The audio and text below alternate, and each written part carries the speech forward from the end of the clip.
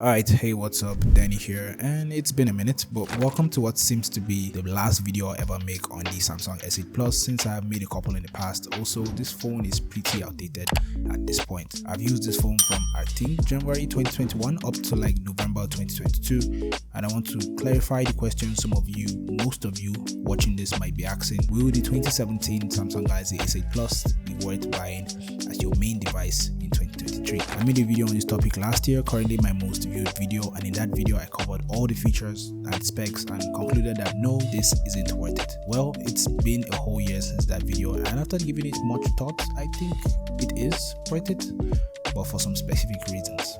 Let me explain. Alright, first and foremost, let's talk about maintenance. And if I flip this over, you can see that maintenance is kind of tough. I want to believe I'm a pretty careful person myself and definitely not the type that drops his phones regularly. And I can say for sure that I have never dropped this phone, which is a big surprise when I first saw the crack on the back. Here's the thing, the EVO you see on the back started from a very small crack right at the top. And if you noticed the crack from the Boya mic review and the S8 Plus review up to this video, you can see the progression over time. But for some reason, nothing has happened to the screen, which is a proof to back me up when I say I'm a very careful person myself. The most you see is like a scratch or two, just here and there. And yeah, basically just a result of 2 years of non-stop use. Speaking of the screen, I have mentioned this a couple times, but the more I look at my phone on any app that doesn't support dark mode, or just watching media that has like a white scene, I get more annoyed with screen burns. I kid you not when I say I can't count the number of times people have asked me what's wrong with my screen, and I have come to live with it basically. I lived with it basically. Also on the topic of Samsung not manufacturing these anymore, they also do not send out software updates as well. Currently it comes with Android 9 on One UI version 1, and the last security patch I got was around September of I think 15th September 2022. I want to believe there will be more security patches later, but I'm not really sure. It took about a month after getting this to realize it was rooted just straight out of the box, and rooted devices do come with their ups and downs.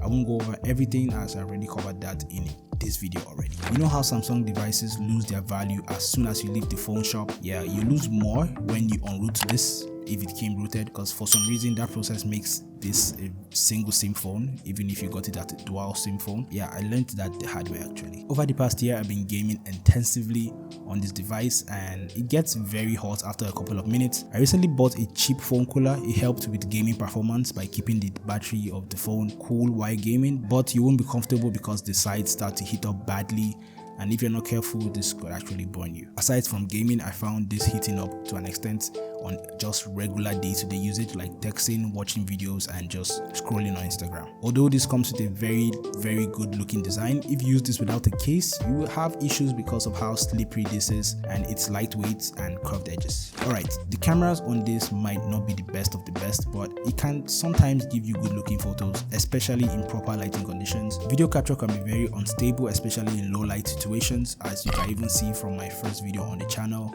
the Boya M1 mic review and the Nothing phone video, where I shot on the front facing camera of this phone, and you can see how low light affects the shot differently. Low light performance generally is a big miss, and most times you can't tell the difference between this and some old techno phone basically. Too many negatives about this device, and that's as expected because this is a 5-year-old if not 6-year-old phone at this point. Surely the newer devices have major improvements to all the problems I mentioned in this video, but with a massive cost. The price right now goes for around $100 to $125, and in Nigeria that's around 85,000 naira. If you ask me, it's a very good deal for the features and specs you'll be getting. Most of the brands I mentioned in this video are basically something you could live with or find your way around. I have always been a flagship person, and it pains me so much to see how people will buy newer budget phones with specs that don't even come close to this 5-year-old phone. But yeah, let me know what your thoughts are in the comment. Would you rather go for an older flagship device like the Samsung S8 Plus or a newer budget device? Would love to hear what you guys have to say. If you learned something, tap the like button so others can benefit from this too. And if you have questions, please do leave them in the comment section down below. Been loving the chats we all have there. And yeah, that's basically it. I'll see you guys in the next video. Bye. Hi Bixby, turn off the screen.